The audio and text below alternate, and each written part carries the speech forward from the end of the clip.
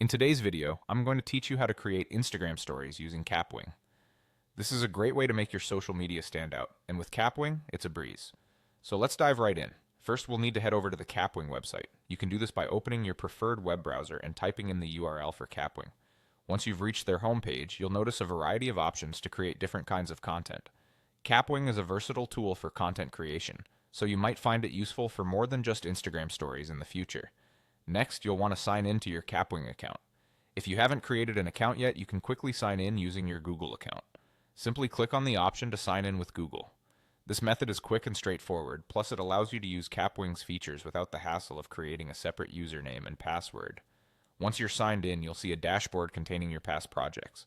If you're just getting started, your dashboard might be empty, and that's perfectly fine. To start a new Instagram story project, click on the button that allows you to create a project.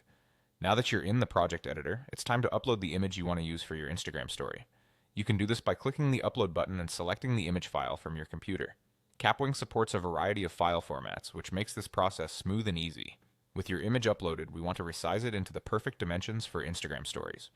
Instagram stories use a 9:16 aspect ratio, which ensures your content fills the screen and looks professional on mobile devices. To do this, find and click on the Resize Project button within the Kapwing interface. After resizing, you may need to adjust your image so it frames correctly within this new aspect ratio. Make sure the visual elements you want to highlight are centered and well positioned so they catch your audience's eye. Once everything looks great, it's time to export your project.